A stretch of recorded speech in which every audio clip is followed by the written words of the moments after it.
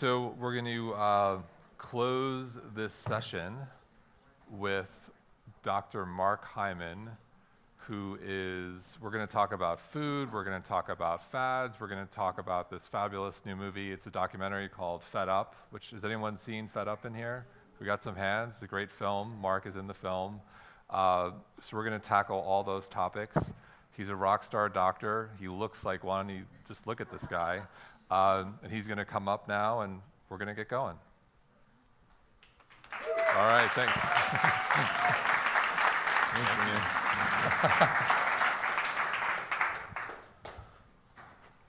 If you don't look like a rock star doctor, I don't know who does. Actually, I'm friends with Bonnie Raitt, and she goes, "Man, you're a rock star." I'm like, "No, I'm not. You're a rock star." She's like, "Okay, you're a doc star." I'm like, "Okay." I like that one. So can you walk us through what's a day in the life of Mark Hyman? What do you eat? What do you do in the morning? When do you go to bed? How do you do what you do and look like that? Makeup. You know, it's something that I've cultivated over decades.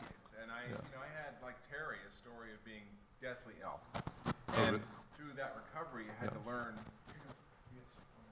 Okay. Oh. Sorry. We're taking the Graham Hill technology. There we go. You're mic'd. There we go.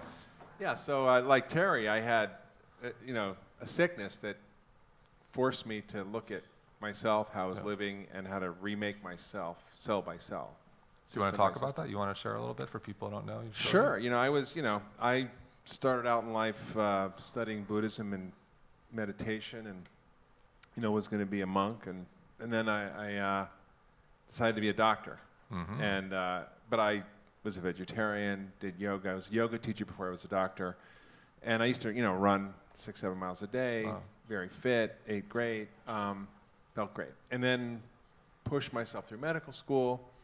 And I went to China and I got sick with mercury poisoning. I didn't know it at the time, but I was really still pretty healthy and running and riding my bike 100 miles a day. And then one day I just suddenly got sick and I couldn't function at all. I had severe cognitive impairment. I had severe muscle pain. I couldn't walk up the stairs. I had all these abnormal blood tests, muscle enzymes, liver problems, autoimmune antibodies, low white count. My digestion just completely stopped working. I developed rashes, sores, couldn't sleep, and it went on for years. Wow. And it was through that I discovered sort of the science of functional medicine, which is sort of the ecology of the body, how everything works, how everything is connected, which is what we're talking about today, how everything is connected. And how powerful food was, and how powerful food was to transform health. But it was, there were deeper issues than that. It was really treating the whole system, not treating the symptoms.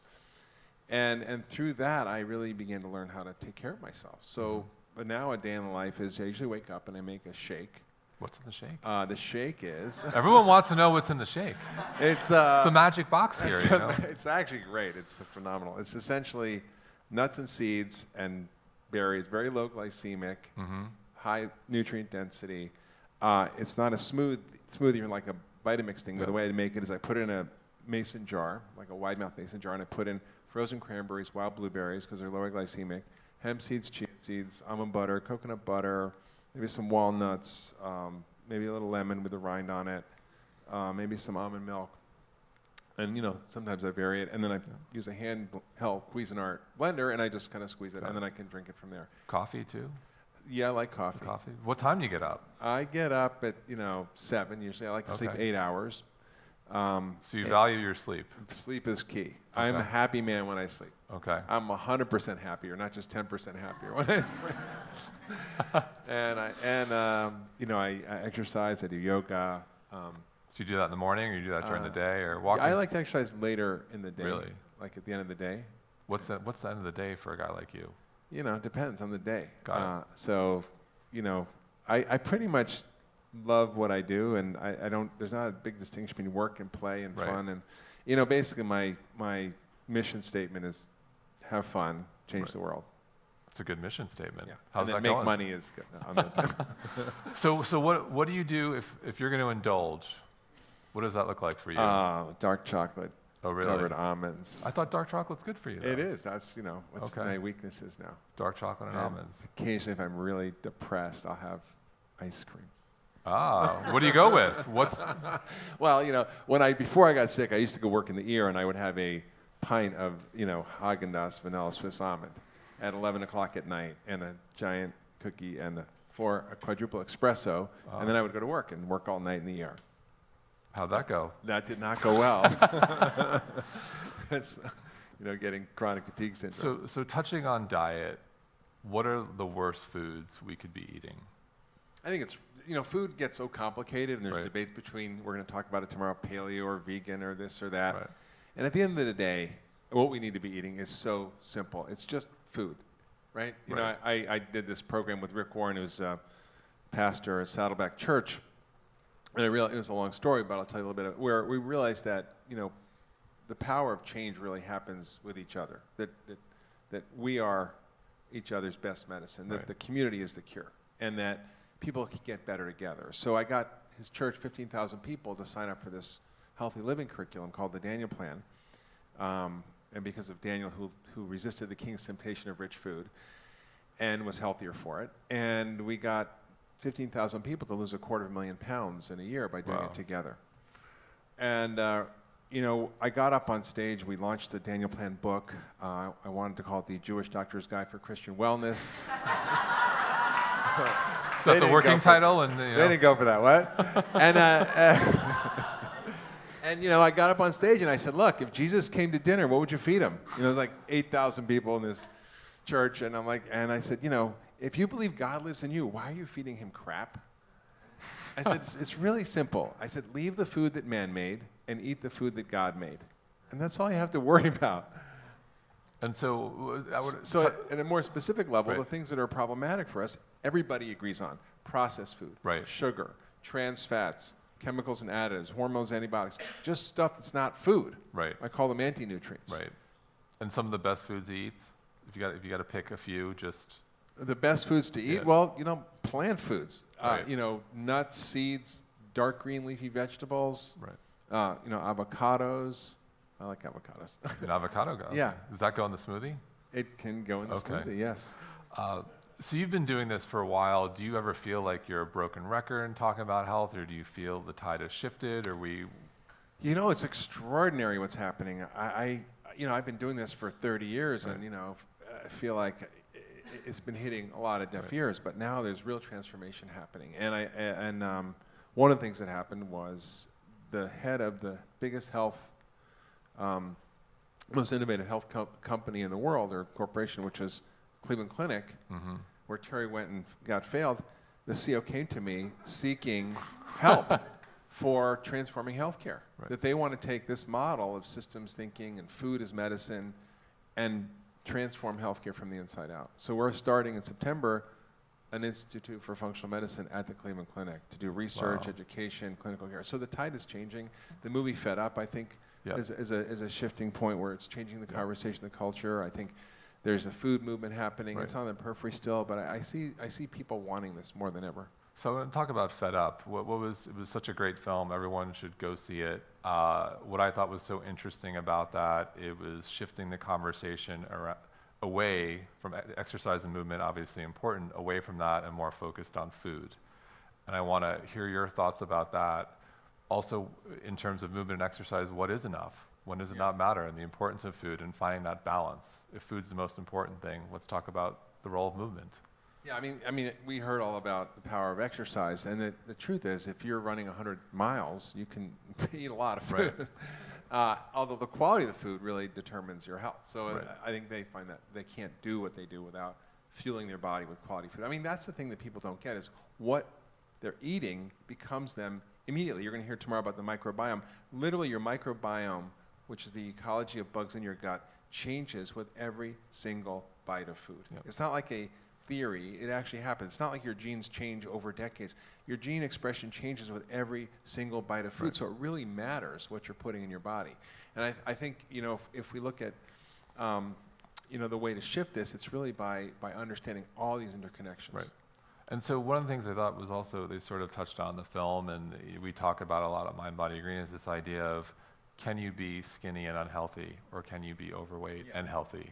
Yeah. We talked. Let's just touch back on the exercise thing, and we'll talk about the skinny healthy thing. So the exercise thing is key, but if you have one soda, one diet, or one large soda, you have to walk 4.5 miles to burn it off. If you have one supersized meal, you have to run 4.5 miles every day to burn it off for a week. Yep. If you have one supersized meal a day, you have to run a marathon every day. So you cannot exercise your way out of a bad diet.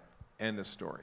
So food is the most critical piece, and exercise is the thing that gives you quality of life, energy. It has so many health benefits, so it's essential. Yep. But it's not that you can exercise your way out of a bad diet.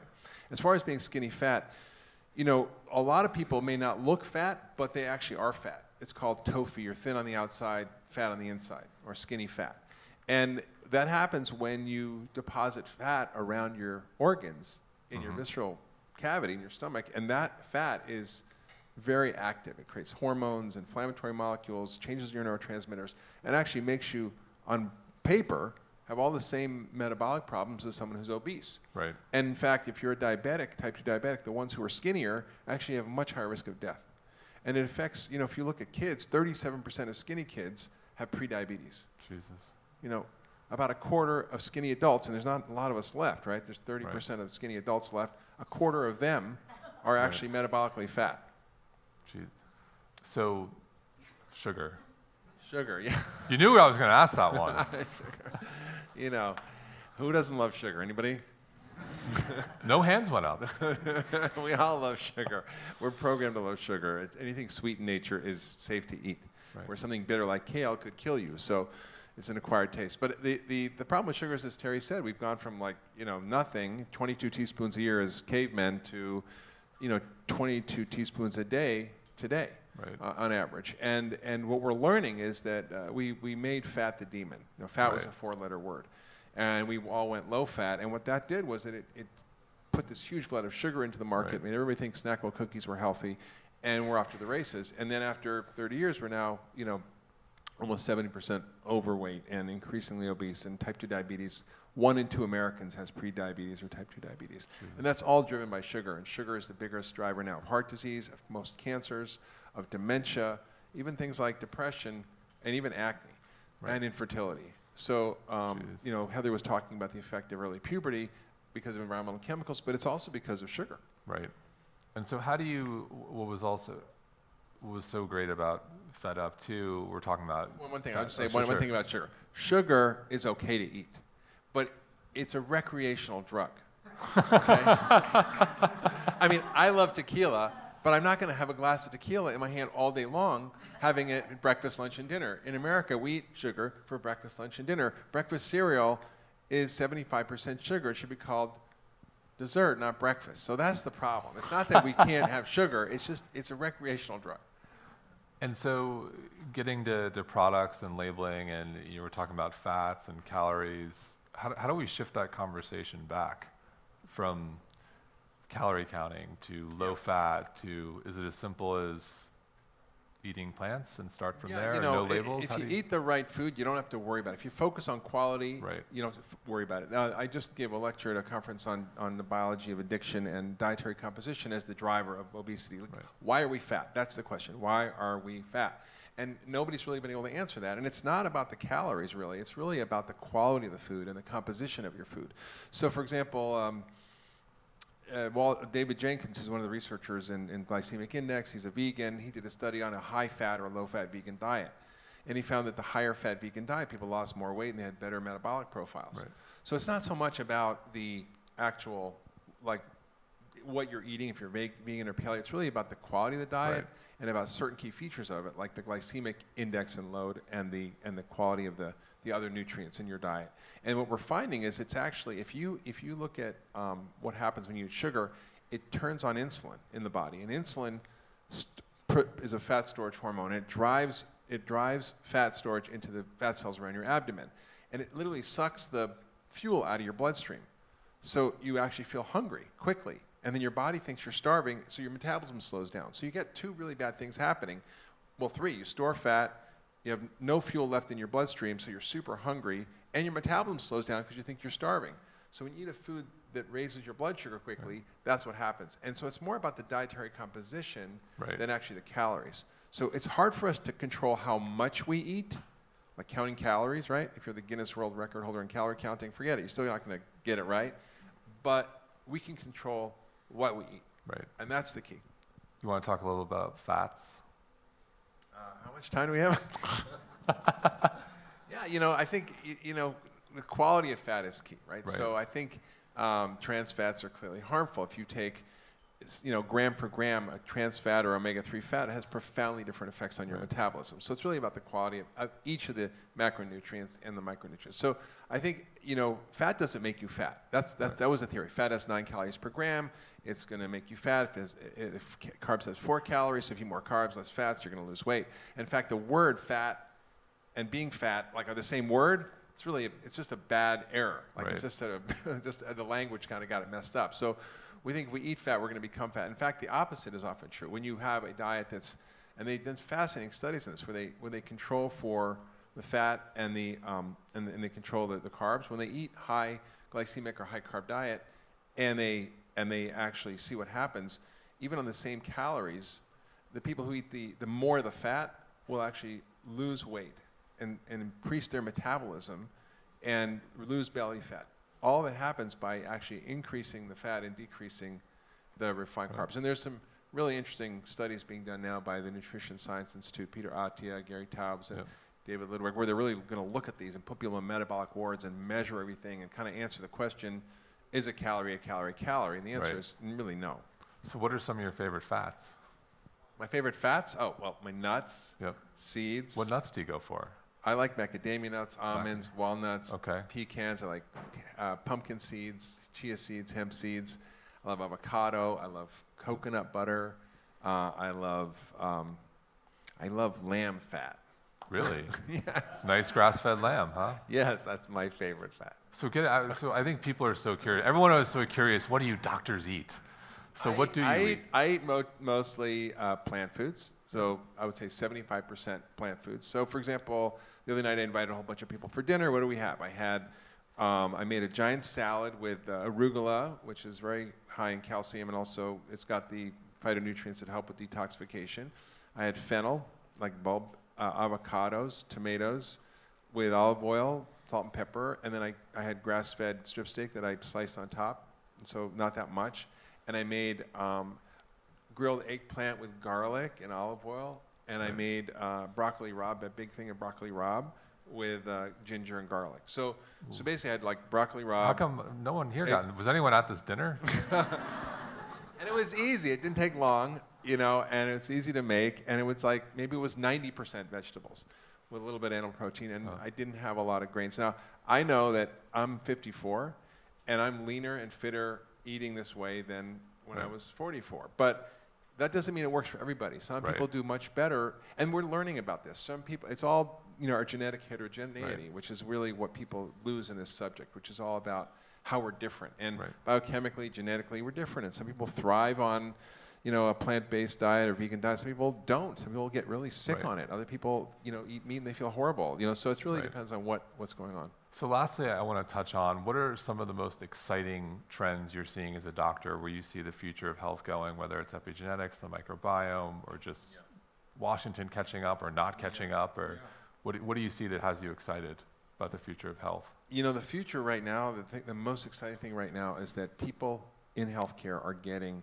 that the system is broken, that the era of the blockbuster drugs and the great new technology innovations and the things that are going to prolong life, it's done. We're done with that. And that we're now seeing increases in chronic disease, and places like the Cleveland Clinic are going, we're about innovation, we're seeing the future, and the future is what you're doing. The future is functional medicine. So I think I'm very biased, but there's a lot of functional medicine doctors in this room. Can you just quickly define that for people who don't know what functional medicine is? Who knows functional medicine is? Anybody? We got some hands. All right. Okay. So it's a method of thinking. It's really a paradigm shift in our understanding of the body, from being a set of discrete organs to understanding the body as an organism. It's ecosystem medicine. It's treating medicine it's medicine by cause and not by symptom. So we classify diseases according to the symptoms. This is classifying disease according to the cause, and it allows you to work with the ecosystem like Terry did, working with the different core fundamental roots of your biological network. So the body's a network, right? And it's connected to every other network. It's connected to the earth and the soil, and all those pieces are connected. Your gut microbiome. So really, it's all about understanding the ecology of health and understanding the biological networks, how to work with them, and using food as the biggest driver, but tweaking things around the edges depending on what we find. But working with the gut microbiome, we've done for 20 years, and it's really one of the biggest levers. That's awesome. And we see people getting cured from autoimmune diseases, from diabetes, from things that people just don't get better from. Autism, as well as all the things like digestive disorders, autoimmune disorders, allergic disorders, ADD. I mean, all kinds of issues shift when you actually know how to treat the body in this way. So one last thing. So people are watching. They're excited. They say, "All right, can you give them one thing they can do right now to help change their health?" What would that be? I think it's pretty simple. It's eat real food. Right.